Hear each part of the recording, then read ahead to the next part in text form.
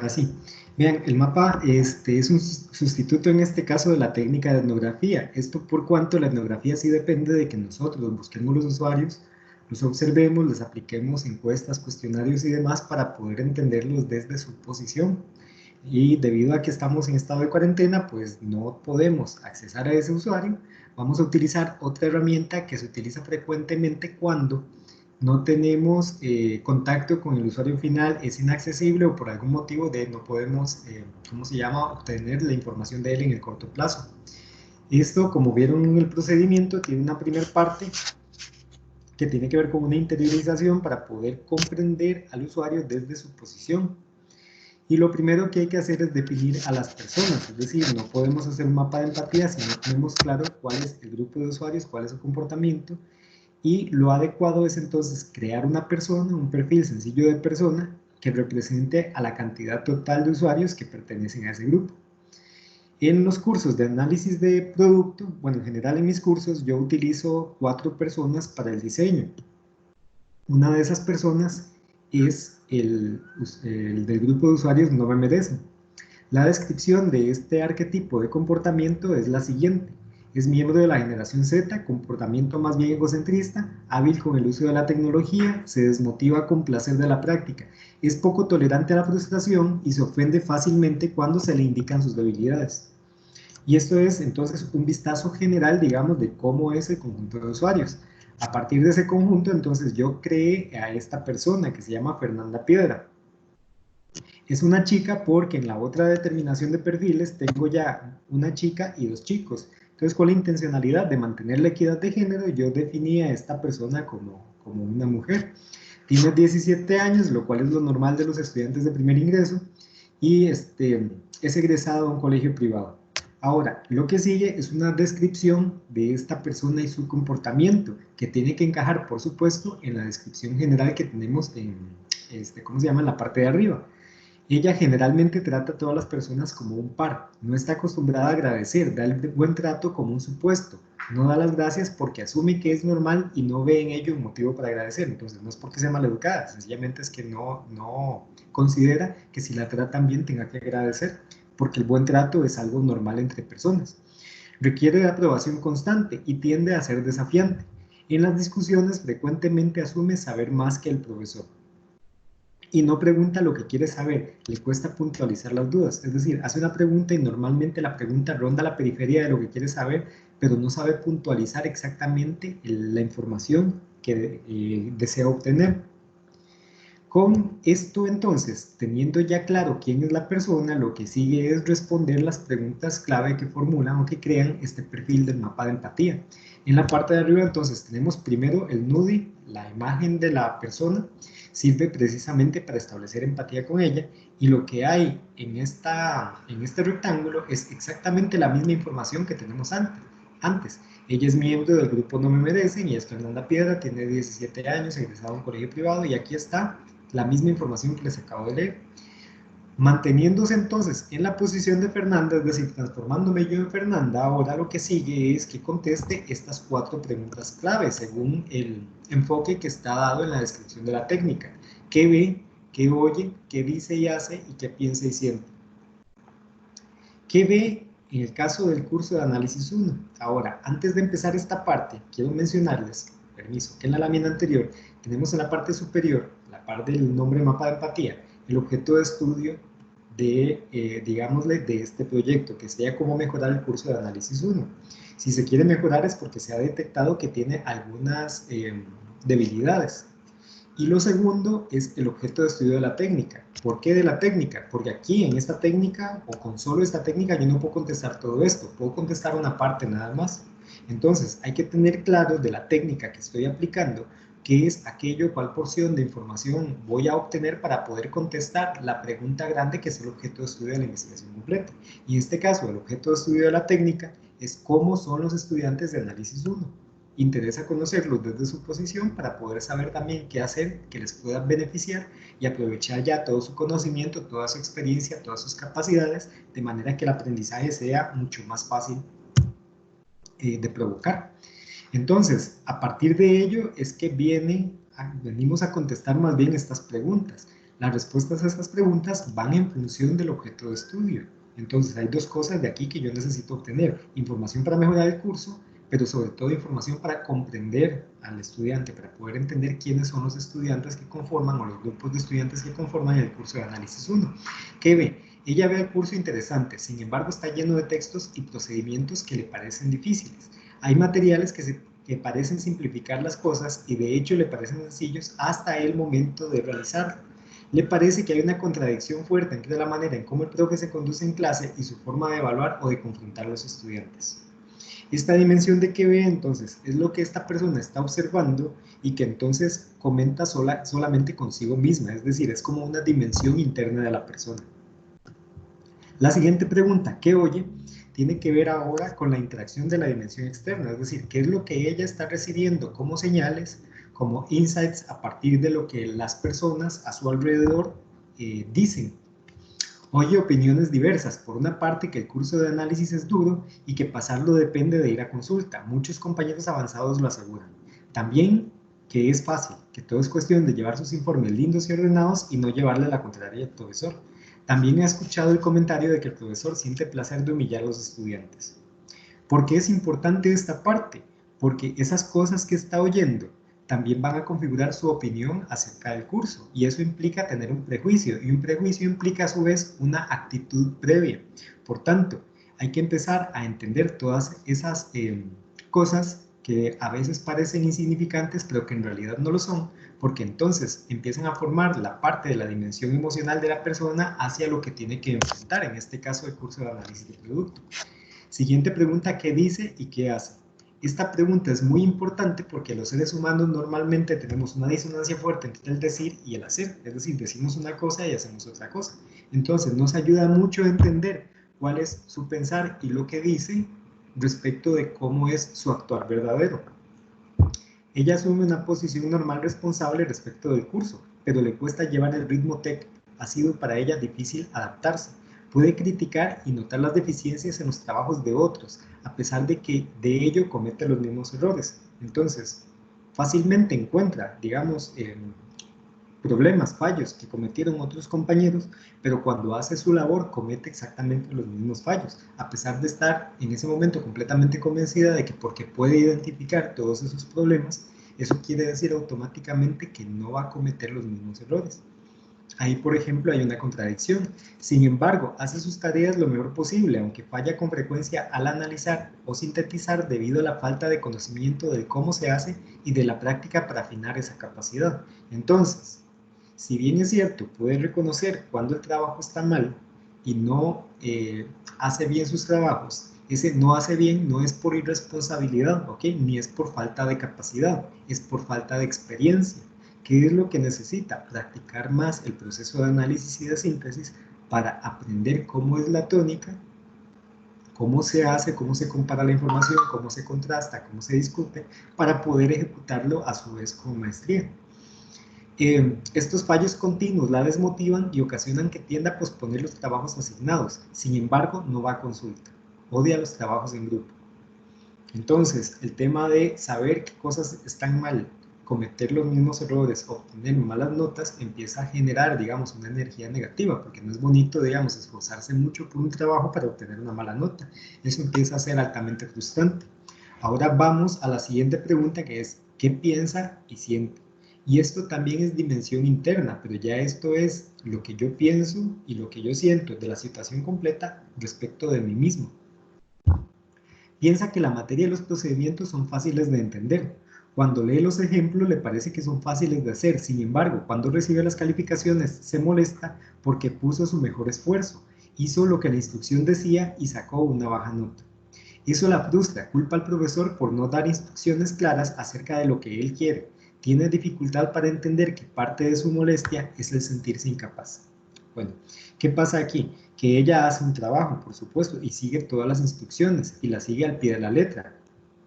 Y entonces entrega un resultado. Pero según vimos a la dimensión de qué dice y hace, ella, vamos a ver, tiene algunos problemas de experiencia, es decir, no tiene la experiencia completa para hacer el análisis bien, y por tanto falla. ¿Qué fallos podría estar cometiendo? Cosas básicas como, por ejemplo, empezar a asegurar cosas sin que haya un fundamento previo, sin justificarlo previamente. lo cual implica que es un juicio de valor. Y un análisis no se hace en base a juicios de valor, sino fundamentados en datos. O que, por ejemplo, establece dos categorías, pero no hace una triangulación de datos, no hace la correlación de categorías para producir más información. Por tanto, al final lo que tenemos es un conjunto de repetición de, ¿cómo se llama?, de los datos, sin utilizar estos datos para fundamentar las ideas que está aportando, y eso implica entonces que no hay análisis, o que no hay un análisis válido, porque todo se fundamenta en expresiones que se convierten en juicios de valor. Por ese motivo tiene una mala nota. Entonces, como verán, esto no es por un problema de irresponsabilidad, sino por un problema de adquirir el conocimiento para hacer el análisis bien. En todo esto que acabo de decir, al cruzar la información, empiezan a notarse posibilidades de mejora del curso. Es decir, si ella no está obteniendo las habilidades para hacer el análisis, hay que hacer algo para lograr que practique un poco más, de manera que cuando llegue a enfrentar una nota, tenga mayor posibilidad de salir bien. ¿Okay? Esta es una posibilidad. Ahora, también podría verse desde otro punto de vista. Si ella se somete primero a una experiencia de fracaso, así de fracaso bravo, y después, en medio, se hace una intervención para que haga las cosas mejor, y entonces hace otro trabajo como una experiencia de éxito, es altamente probable que nazca motivación intrínseca, que entonces empieza a sentirse capaz, y que esta parte de la frustración empieza a vencerse, y empieza a querer hacer las cosas porque ya puede. Entonces, ven cómo la información puede ayudarnos a tomar decisiones posteriores de diseño. Sin embargo, en este momento, en una etapa temprana, todavía no es momento para definir estrategias. Lo que estoy intentando es mostrar, digamos, la utilidad posterior que tiene la técnica. Tenemos también esta pregunta y esta otra: ¿cuáles son los esfuerzos que realiza y cuáles son los resultados o beneficios que espera obtener? Los espacios para la información son mucho más grandes, porque se supone que aquí es donde yo empiezo a utilizar la información de las 4 preguntas anteriores, hacer una triangulación para poder contestar todo esto. Entonces, ¿qué esfuerzos son los que realiza? Número 1, pone atención en clase. Número 2, realiza las tareas semanales. Número 3, hace gran parte de su trabajo sin ayuda de compañeros. Algunas veces incluso hace parte del trabajo de los compañeros. Número 4, lucha constantemente con la sensación de no saber lo que hace o si lo que hace está bien.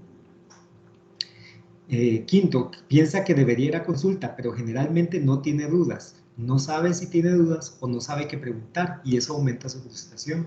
Y es que sí, efectivamente, cuando uno enfrenta una materia nueva, te la explican y todo parece claro, pero como uno no tiene práctica todavía, no le salen dudas. Las dudas normalmente salen cuando uno estudia o cuando practica alguno de los procedimientos nuevos que está aprendiendo. Sin embargo, al seguir las instrucciones, puede sentir o puede pensar, parece que lo estoy haciendo bien, entonces no tengo que ir a consulta, y si de todas formas voy a consulta, ni siquiera sé qué preguntar porque no sé en qué estoy fallando. Entonces, toda esa serie de situaciones indican que hay que buscar la manera de que la persona tope con obstáculos que le sean evidentes para que pueda tener la necesidad de una guía, o generar material que le ayude a chequear que las cosas están bien hechas. Debe afrontar nuevas tareas sin haber entendido por qué falló la anterior, a pesar de que en los informes haya anotaciones, generalmente no le quedan claras. Ahora, ¿por qué no le quedan claras? Porque algunas veces no es fácil transmitir en información escrita todo el sentido o el enfoque completo que se quiere dar al comentario. Esto por lo que ya discutimos la semana pasada acerca de las debilidades que hay precisamente cuando se carece del componente no verbal.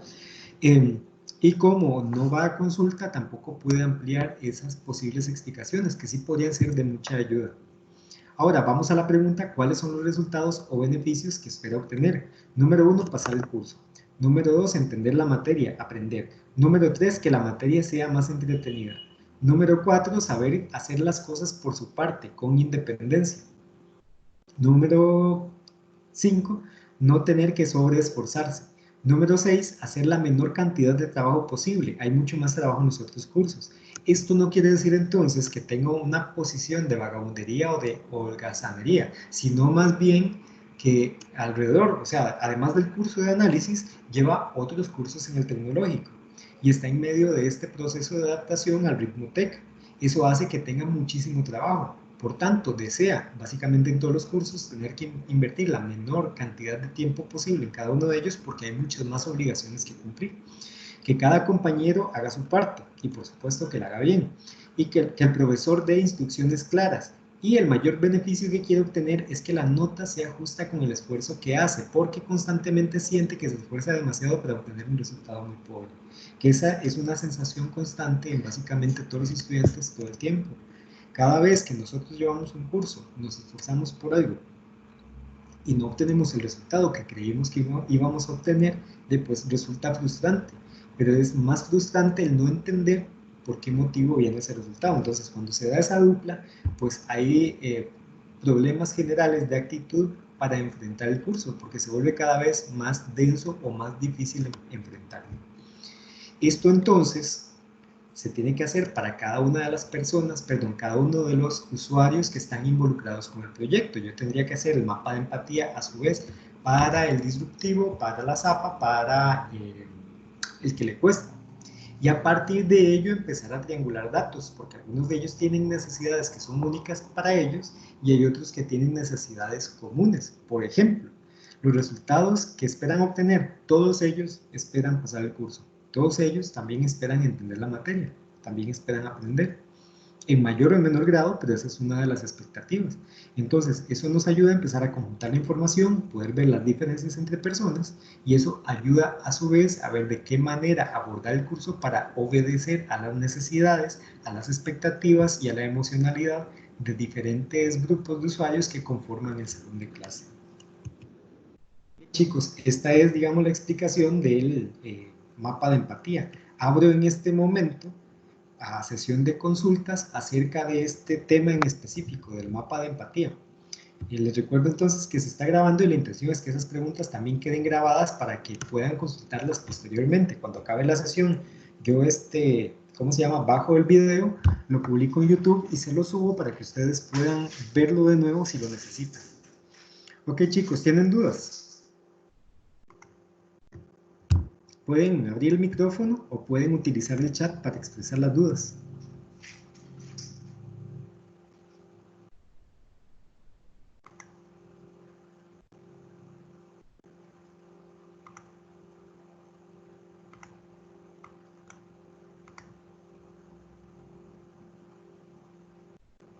El silencio significa que no hay dudas.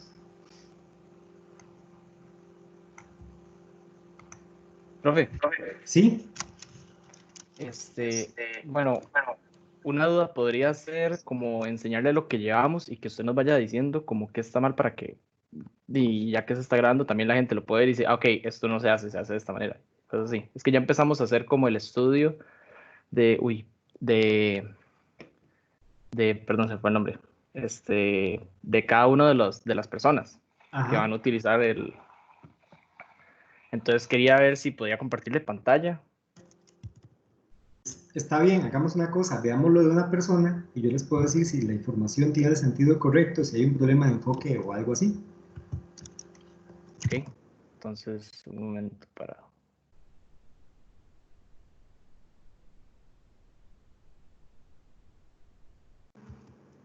Se ve. Yo ya lo veo.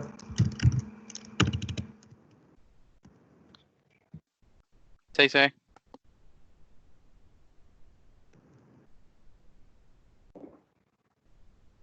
Digamos, lo que hicimos primero fue hacer un cuadro de doble entrada para ver cuáles son las personas que podíamos usar. Entonces lo que hicimos fue hacer una entrada digamos, por edad, preadolescente, adolescente y adulto lo dividimos en tres. Un adulto joven, un adulto que hace bastante deporte, un adulto que no hace nada de deporte y un adulto mayor. Hicimos una lista de algunas preguntas y después ya las pusimos y empezamos a hacer de este lado como las características, el resumen de la persona, digamos. Ok, muy bien. A partir de esto, entonces, ¿qué personas definieron? No hemos llegado a eso, esto es lo que llegamos nada más. O sea, Ok. vamos a empezar a crear las... Perfecto, esto que están haciendo me parece muy apropiado, es decir, les va a ayudar por mucho a filtrar de todos los usuarios que tienen propuestos en este momento, cuántos en realidad son merecedores de estudio por una parte o cuáles se pertenecen. Por ejemplo, puede ser que las necesidades de un preadolescente no sean muy diferentes de las necesidades de alguien que simplemente se tiene que rasurar. Nada más que el preadolescente probablemente está deseando hacerlo por el ritual ¿cómo se llama?, de crecimiento, de pasar de una etapa de la vida a la siguiente, cual no parece incidir mucho en el diseño de la rasuradora. ¿Me explico? Entonces puede ser que el preadolescente se funda con otro usuario porque comparten muchas de las necesidades, comparten muchas de las, ¿cómo se llama?, de las expectativas y demás. Entonces lo que sigue de todo esto es ver qué información es conciliable, porque normalmente vamos a tener entre 2 y 5 posibles usuarios, pero para una rasuradora es poco probable que tengamos más de 3. Ok. ¿Me explico? Sí, Entonces, esto que están haciendo está pura vida.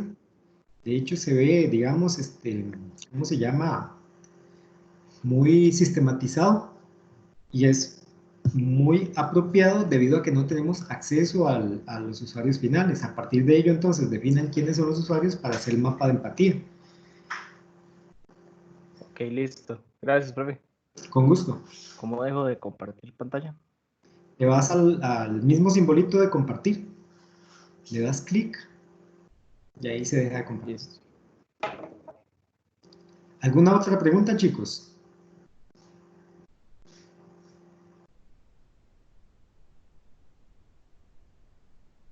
Ok, todo parece indicar que no. Voy a detener entonces aquí la grabación.